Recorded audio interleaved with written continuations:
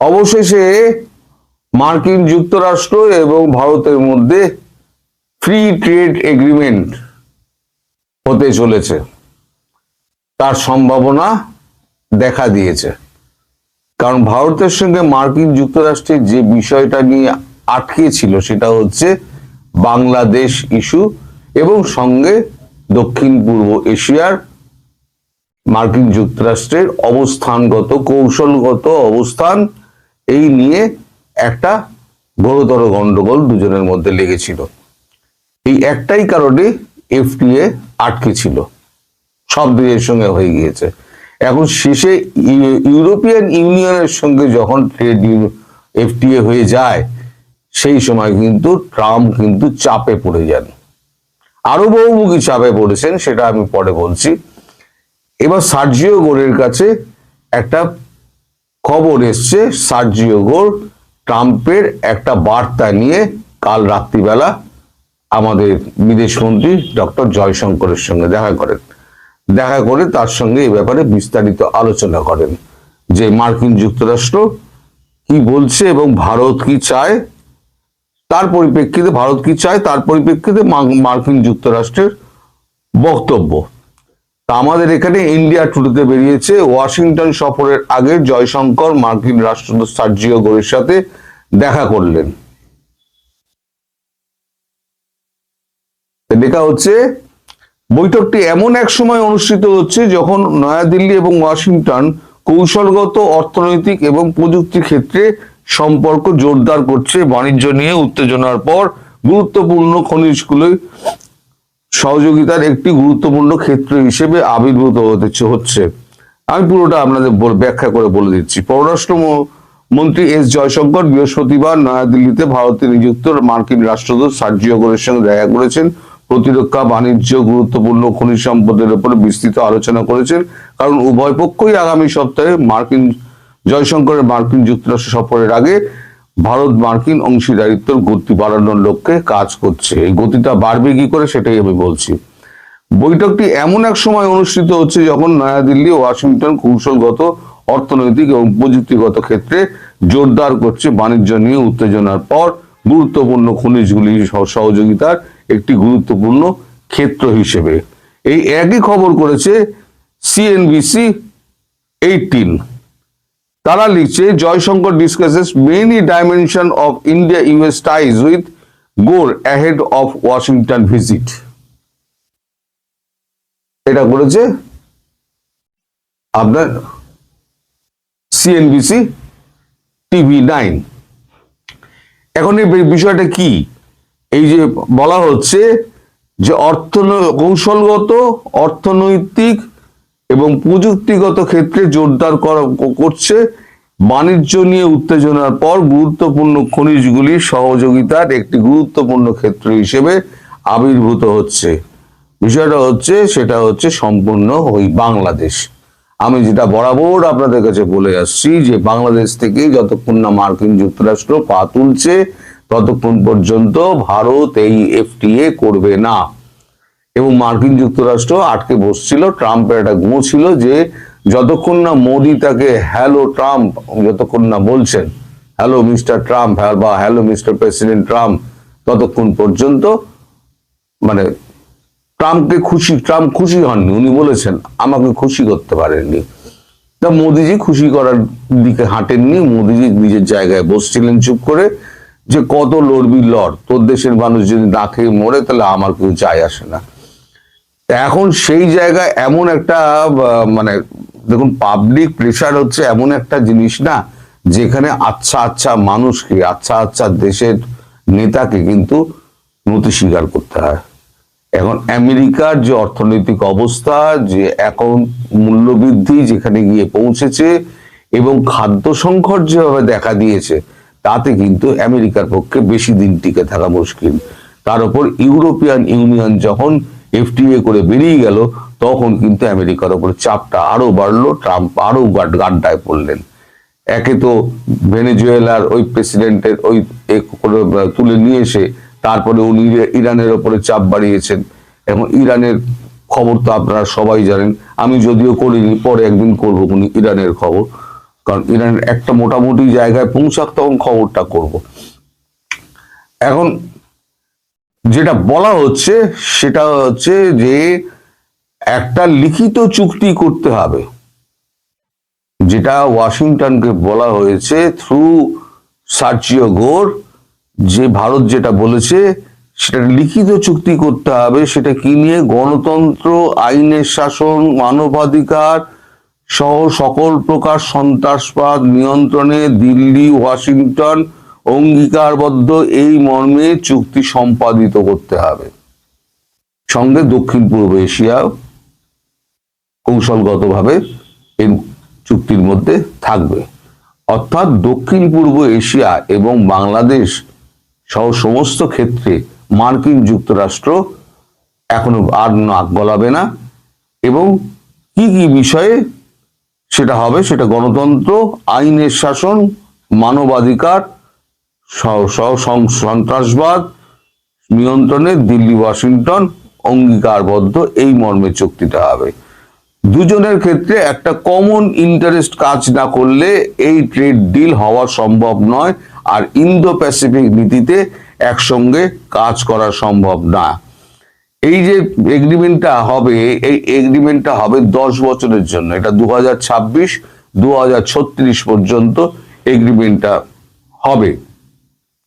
একটা joint task force একটা গঠন করা হয়েছিল, কবে হয়েছিল আমি জানি না, মনে নেই আর কি। এই জয়েন্ট টাস্ক ফোর্সকে সুপারিশ এবং সিদ্ধান্ত অনুযায়ী 2036 পর্যন্ত এটা বহাল রাখতে হবে। এই যে এগ্রিমেন্টটা হবে সেটা জয়েন্ট টাস্ক ফোর্সের যে সুপারিশ এবং সিদ্ধান্ত ছিল সেই সিদ্ধান্তগুলো অনুসরণ করে এই এগ্রিমেন্টটা করতে হবে, যেটা 2036 পর্যন্ত বহাল থাকবে। এবং আরো চাপটা বাড়ছে এই কারণে যে ভারত তলায় তলায় 50 বিলিয়ন ইউএস ট্রেজারি বন্ড বিক্রি করে দিয়েছে। একই তো মার্কিন যুক্তরাষ্ট্রের ধার বাড়ছে, এখন বোধহয় 38 ট্রিলিয়ন ডলার হয়ে গিয়েছে। তারপরে যদি ভারতের কাছে 400 বিলিয়ন ডলারের ট্রেজারি বন্ড আছে। ট্রেজারি বন্ড কি? আগে একটা সুরক্ষিত জায়গা ছিল যে আমি ট্রেজারি বন্ড ইস্যু যখন করে আমেরিকা, তখন আমি ডলার দিয়ে ট্রেজারি বন্ড কিনে রেখে দিলাম, যে ওই টাকাটা আমার সুরক্ষিত থাক, ব্যাংকে রাখার মতো মার্কিন যুক্তরাষ্ট্রের কাছে রইল। এখন যখন এই ওয়েপনাইজেশন মানে অস্ত্র হিসেবে যখন এই ডলারকে ব্যবহার করা হচ্ছে এবং ট্যারিফকে যখন অস্ত্র হিসেবে ব্যবহার করা হচ্ছে, তখন বিশ্বের কাছে মার্কিন যুক্তরাষ্ট্র তার কিন্তু মানে এটা কি বলে যে ওটা কি বলবো যে সুরক্ষা, আত্মবিশ্বাস, যেটা গ্যারান্টি, টাকা রাখার গ্যারান্টি, যেমন রাশিয়ার 360 বিলিয়ন ডলার ব্লক করে দিল। তখন বিভিন্ন দেশ ভাবছে যে আমাদের যে সমস্ত এই যে ট্রেজারি বন্ডগুলো রয়েছে, এই ট্রেজারি বন্ডগুলো যদি আমাদের যে কোনো দিন আটকে দেয় তাহলে পরে তো আমাদের টাকাটা যাবে। ফলে এই ট্রেজারি বন্ডগুলোকে ধীরে ধীরে ছাড়ো। যেমন চায়না অলরেডি 150 বিলিয়ন চায়না ছেড়ে দিয়েছে, ভারত 50 বিলিয়ন ছেড়েছে এবং বাকি 350 বিলিয়ন এখনো হাতে রেখে দিয়েছে। এটাও একটা বড় চাপ যে এইভাবে যদি ট্রেজারি বন্ড যদি বিক্রি করে দেওয়া হয় তাহলে ওই টাকাটা তো মার্কিন যুক্তরাষ্ট্রকে ফেরত দিতে হবে। ভারত কি করছে? ওই 50 বিলিয়ন ডলার যেটা ফেরত পেল সেটা দিয়ে ভারত সোনা কিনে নিল। এই যে সোনার বাজারে এত যে চড়া দাম দেখছেন না, সেটা হচ্ছে সব ওই ট্রেজারি বন্ড বিক্রি করার টাকা। ওই যত ট্রেজারি বন্ড বিক্রি হচ্ছে সব গিয়ে সোনার ওপরে গিয়ে পড়ছে। সোনা সমস্ত দেশগুলো কিনে তার ভাড়ারে স্টক করছে, তার জন্য সোনার দর এই চরচর করে বাড়ছে এবং এটা অব্যাহত থাকবে।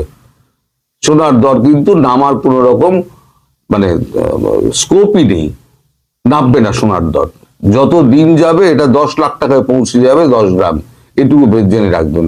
আরো 2-4 বছর হয়তো অপেক্ষা করতে হবে। যত ট্রেজারি বন্ড জমা পড়বে, তত ইউএস ট্রেজারি বন্ড জমা পড়বে, তত দেখবেন সোনার দর তত বাড়তে আরম্ভ করে দিয়েছে। কারণ সোনাই একমাত্র নিরাপদ স্থল বলে সব দেশ মনে করছে, ইনভেস্ট সোনাতে করো।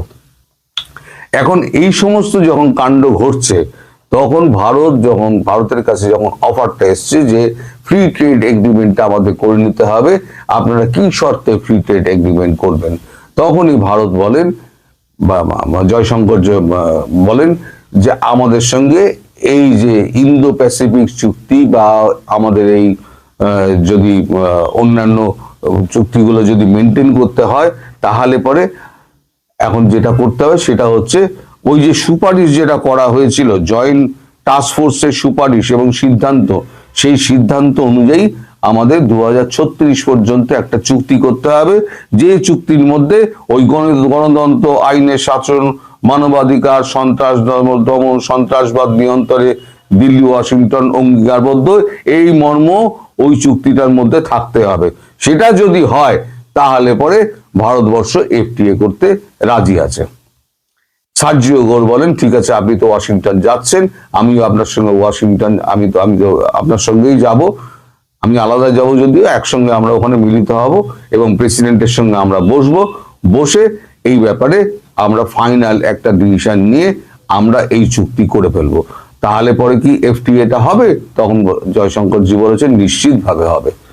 তাহলে পরে ভারত এবং মার্কিন যুক্তরাষ্ট্রের মধ্যে ফ্রি ট্রেড এগ্রিমেন্ট যেটা হওয়ার সেটা হবে, কিন্তু তার আগে যে গ্যারান্টি দিতে হবে সেটা হচ্ছে ইউনুসকে আগে ওখান থেকে উৎখাত করতে হবে। ইউনুস যতক্ষণ না উৎখাত হচ্ছে ততক্ষণ পর্যন্ত কিন্তু এই ফ্রি ট্রেড এগ্রিমেন্ট হবে না, পরিষ্কার জানিয়ে দেওয়া হয়েছে।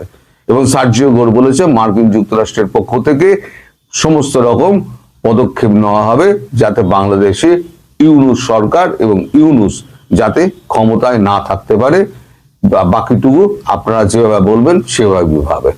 আপাতত এই খবর যেটা পাওয়া যাচ্ছে তাতে বোঝা যাচ্ছে ইউনুস সরকারের দিন ঘনিয়ে আসছে, ইউনুস সরকার সহ ইউনুস জলাঞ্জলি যাবে। বিদায় বেলায়ও নানা বিতর্কে ইউনুস। আমরা ছোটবেলায় ছোট গল্পের সংজ্ঞা পড়েছি রবীন্দ্রনাথের লেখা যে শেষ হয়ে হইল না শেষ। আজকে ইউনুসের ক্ষেত্রেও তেমনটাই প্রযোজ্য যে বিদায় বেলা আমরা বলছি যে ইউনুসকে আসলে বিদায় নিচ্ছেন কিনা সেটি খুব মোটা দাগে প্রশ্ন। নির্বাচনের আর মাত্র 11 দিন বাকি আছে, সেই বিচারে ইউনুস আর 15 দিনও কিন্তু নেই।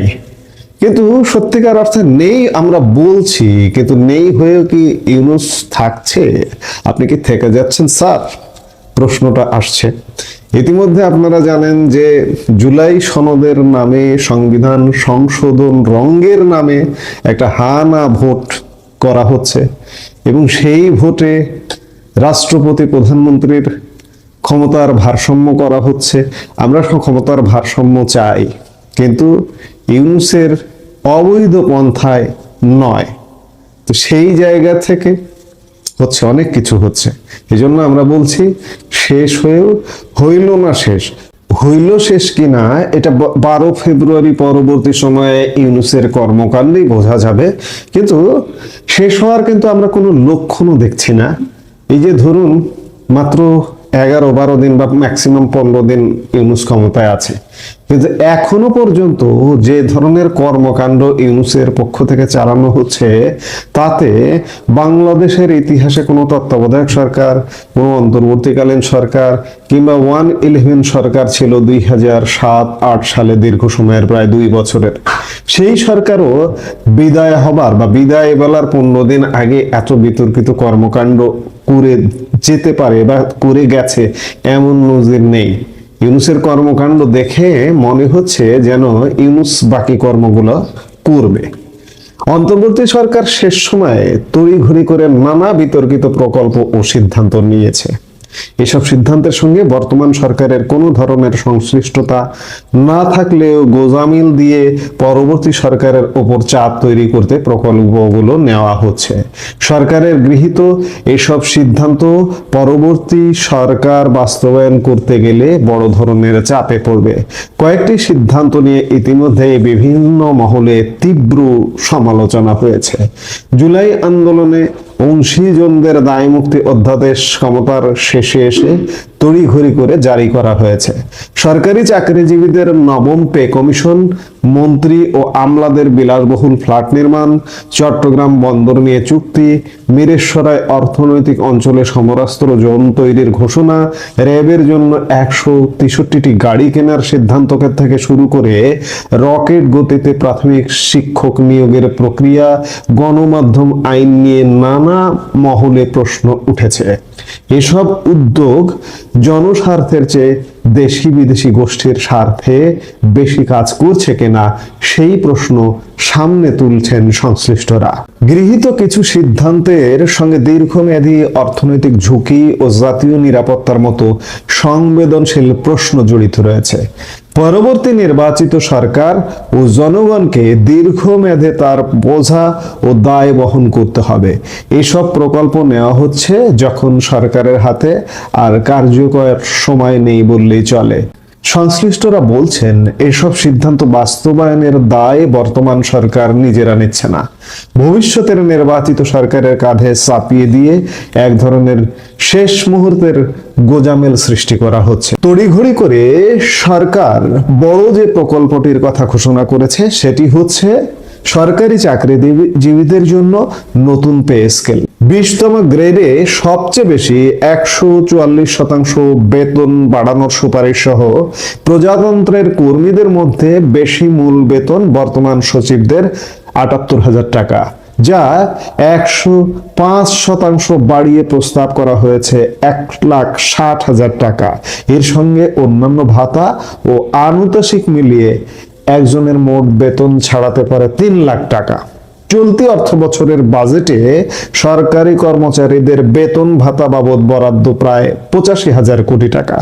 তবে কমিশনের নতুন সুপারিশ বাস্তবায়ন হলে এ খাতে খরচ বাড়বে আরো প্রায় 1 লাখ কোটি টাকা। ইতিমধ্যে সরকারি কর্মচারীদের বেতন বাবদ আমাদের মোট বাজেটের 10% বেশি বরাদ্দ আছে। এর সঙ্গে নতুন যে সুপারিশকৃত বেতন যদি যুক্ত করতে হয় তাহলে আরো 1 লক্ষ কোটি টাকা যাবে, অর্থাৎ মোট বাজেটের 20% বেশি বেতন ভাতা দিতেই যাবে। বলা হচ্ছে পরবর্তী সরকার এই বেতন কাঠামো বাস্তবায়ন করবে। সরকারের বর্তমান নীতি নির্ধারকরা জানিয়েছেন সরকারি চাকরিজীবীদের নতুন পে স্কেল বাস্তবায়ন বিষয়ে পে কমিশনের প্রতিবেদন কেবল গ্রহণ করা হয়েছে। এটি বাস্তবায়নের কোনো সিদ্ধান্ত বর্তমান অন্তর্বর্তী সরকার নেয়নি। বর্তমান সরকারের মেয়াদ মাত্র 15 দিনের মতো আছে। এই সময়ে এ বিষয়ে কোনো পদক্ষেপ নেবে না সরকার। কিন্তু কি হলো, সরকার আগামী যে সরকারটি সেই সরকারটির উপরে একটা চাপ তৈরি করে গেল। জুলাই গণ অভ্যুত্থান চলাকালে রাজনৈতিক প্রতিরোধমূলক কর্মকাণ্ডে অংশগ্রহণকারীদের ফৌজদারি দায়মুক্তি এবং আইনি সুরক্ষা দিয়ে অধ্যাদেশ জারি করা হয়েছে। 25 জানুয়ারি প্রকাশিত এক গেজেটে এ অধ্যাদেশ জারি করা হয়।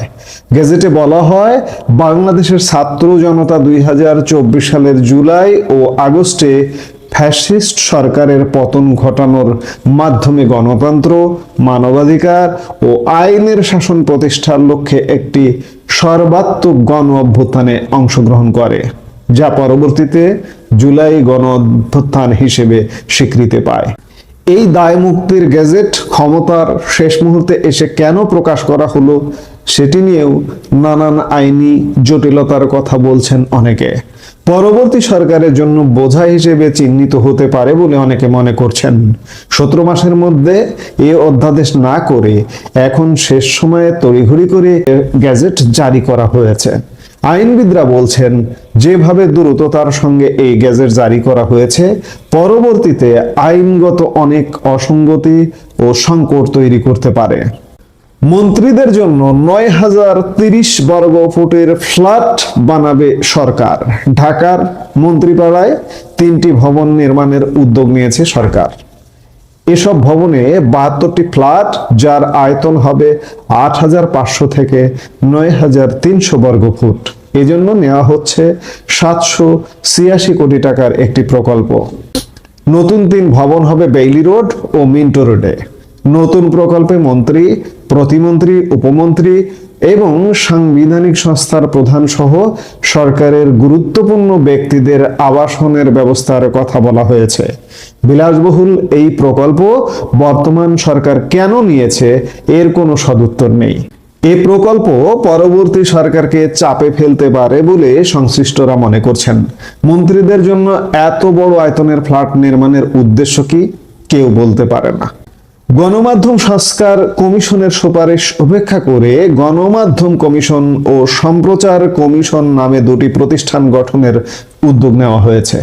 গণমাধ্যম সংস্কার কমিশনের প্রতিবেদন জমা দেওয়ার 10 মাসেও কোনো সুপারিশ বাস্তবায়ন করা হয়নি, অথচ সরকারের মেয়াদের একেবারে শেষ প্রান্তে এসে এখন জাতীয় গণমাধ্যম কমিশন গঠনের উদ্যোগ নেওয়া হয়েছে।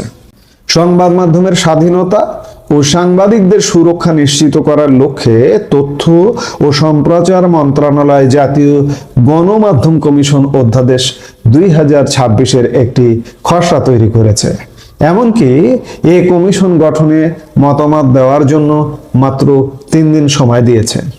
সংস্কার কমিশনের সুপারিশ উপেক্ষা করে অনেকটা জোড়াতালি দিয়ে জাতীয় গণমাধ্যম অধ্যাদেশটি করতে যাচ্ছে। অন্তর্বর্তী সরকারের কাছে গণমাধ্যম সংস্কার কমিশন গত বছরের মার্চে প্রতিবেদন জমা দিয়েছিল। সংস্কার কমিশনের প্রধান ছিলেন জ্যেষ্ঠ সাংবাদিক কামাল আহমেদ। তাড়াহুড়া করে সরকারের নেওয়া এই পদক্ষেপের বিরোধিতা করেছেন তিনি। কঠোর বিধান রেখে সম্প্রচার নীতিমালা জারি করার তোড়জোড় শুরু করেছে সরকার। খসড়া জাতীয় গণমাধ্যম কমিশন ও সম্প্রচার কমিশন অধ্যাদেশ সম্পর্কে টিআইবির নির্বাহী পরিচালক ডক্টর ইফতেখারুজ্জামান বলেন, এই দুই সংস্থা তৈরির পর মাত্র 3 দিন সময় দিয়ে মতামত চাওয়া সরকারের বিদায়ী পরিহাস। প্রস্তাবিত কমিশন গঠন ও স্ট্যাটাস কমিশনারদের পদমর্যাদা ও কর্মক্ষমতা, প্রশাসনিক ও আর্থিক ব্যবস্থাপনা সহ সব ক্ষেত্রে সম্পূর্ণভাবে আমলাতন্ত্রের কর্তৃত্বাধীন দুটি প্রতিষ্ঠান গঠনের প্রস্তাব করা হয়েছে। খসড়া দুটিকে তড়িঘড়ি করে অধ্যাদেশে পরিণত না করার জন্য আহ্বান জানিয়েছে টিআইবি। দেশে আনম্যান্ড এরিয়াল ভেহিকেল ইউএভি বা ড্রোন উৎপাদন, সংযোজন, কারখানা স্থাপন ও প্রযুক্তি স্থানান্তরের লক্ষ্যে G2G সরকারি পর্যায়ে কাঠামোর আওতায় চীনের রাষ্ট্র মালিকানাধীন প্রতিষ্ঠান China electronics technology group corporation CETC ইন্টারন্যাশনালের সঙ্গে চুক্তি সই করেছে সরকার। এই চুক্তির আওতায় বাংলাদেশ বিমান বাহিনী ও সিইটিসি ইন্টারন্যাশনাল যৌথভাবে বাংলাদেশে একটি অত্যাধুনিক ইউএভি বা ড্রোন উৎপাদন ও সংযোজক কারখানা স্থাপন করবে। বর্তমান সরকার ক্ষমতা গ্রহণের কয়েক মাসের মধ্যেই চট্টগ্রাম নিউমোরিং ইজারা দেওয়ার জন্য তোড়জোড় শুরু করে। এই প্রেক্ষাপটে চট্টগ্রামে শ্রমিকদের আন্দোলনের কারণে সরকার কিছুটা পিছিয়ে আসে। তবে 1 ফেব্রুয়ারি নিউমেরিং কন্টেইনার টার্মিনাল এনসিটি দুবাই ভিত্তিক ডিপি ওয়ার্ল্ডকে ইজারা দেওয়ার চুক্তি করা হবে বলে ঘোষণা দিয়েছে সরকার, অর্থাৎ আজকে। এর মধ্যে আদালতে এই চুক্তির বিরোধিতা করে রিট করা হয়। সেই রিটের পরিপ্রেক্ষিতে উচ্চ আদালত সরকারের করা চুক্তি বৈধ বলে রায় দিয়েছেন। এখন সরকার তড়িঘড়ি করছে দ্রুততম সময়ের মধ্যেই চুক্তি সই করার জন্য। যে কোনো সময় ইজারা দেওয়ার জন্য এই চুক্তি স্বাক্ষর হতে যাচ্ছে। আজকে হবার কথা, চুক্তি স্বাক্ষর হয়ে যেতে পারে। 13 দিন 15 দিন পর ইউনূস নিচ্ছেন বিদায়, আর দেশ কার সাথে কাজ করবে, কার সাথে ব্যবসা করবে সেই চুক্তি করে যাচ্ছেন। তাহলে বুঝুন যে কতটা ষড়যন্ত্র আছে পেছনে। শেষ সময়ে ইউনূস 45,000 কোটি টাকার প্রকল্প অনুমোদন করে গেল। জাতীয় অর্থনৈতিক পরিষদ নির্বাহী কমিটির একনেক সভায় 45,191 কোটি 27 লাখ টাকা ব্যয় সংবলিত 25টি প্রকল্প অনুমোদন দেওয়া হয়েছে। এর মধ্যে সরকারি অর্থায়ন 10,881 কোটি 40 লাখ টাকা, প্রকল্প ঋণ 32,018 কোটি টাকা এবং সংস্থার নিজস্ব অর্থায়ন 2,291 কোটি 78 লাখ টাকা পাওয়া যাবে। গত 25শে জানুয়ারি, এই কয়েকদিন আগে, অনুষ্ঠেয় সভায় এই অনুমোদন দেওয়া হয়। এই প্রকল্পে সরকারের পছন্দের ব্যক্তিকে খুশি করতেই বেশিরভাগ গ্রহণ করা হয়েছে বলে অভিযোগ উঠেছে। এমনকি একটি বিশেষ এলাকার প্রতি গুরুত্ব দিয়ে প্রকল্প গ্রহণ করা হয়েছে বলে অভিযোগ উঠেছে। সরকারের একদম শেষ সময়ে এসে এসব প্রকল্প লুটপাটের ক্ষেত্র হয়ে উঠছে। ওই দিনের সভায় একনেকের অনুমোদন ছাড়াই 50 কোটি টাকার ক্ষুদ্র কয়েক প্রকল্প বাস্তবায়ন শুরু করেছে, যা শুধু সভায় অবহিত করা হয়। সরকারি প্রাথমিক বিদ্যালয়ে সহকারী শিক্ষক পদে তড়িঘড়ি করে সরকার নিয়োগ দিয়ে যাচ্ছে। র্যাবের জন্য আসন্ন নির্বাচনে আইন শৃঙ্খলা পরিস্থিতি নিয়ন্ত্রণে রাখা এবং র্যাবের আভিযানিক কার্যক্রম আরো গতিশীল করতে 163টি গাড়ি কেনার সিদ্ধান্ত নিয়েছে সরকার। উন্মুক্ত দরপত্রের পরিবর্তে সরাসরি ক্রয় পদ্ধতিতে এসব গাড়ি কেনার নীতিগত অনুমোদন দেওয়া হয়েছে। সরাসরি ক্রয় পদ্ধতিতে 163টি গাড়ি কেনার চূড়ান্ত অনুমোদন দেওয়া হলেও এ খাতে কত টাকা ব্যয় করা হবে সেটা সরকার প্রকাশ করেনি। সরকারি ক্রয় সংক্রান্ত উপদেষ্টা পরিষদ চলতি অর্থ বছরের জন্য সিঙ্গাপুর ভিত্তিক প্রতিষ্ঠান Aramco trading Singapore PT limited থেকে স্বল্প মেয়াদে 5টি এলএনজি কার্গো আমদানির সিদ্ধান্ত নিয়েছে। দেশের স্বার্থ বিরোধী শত শত প্রকল্প সরকার ইতিমধ্যে নিয়েছে। সরকার চলে যাচ্ছে, মরে যাচ্ছি, তারপরেও মনে হয় যেন আমি বেঁচে থাকছি। এই অবস্থা নিয়ে সরকার একের পর এক দেশের জন্য আত্মঘাতী প্রকল্প নিয়েছে। এগুলো আসলে কারা নিচ্ছে?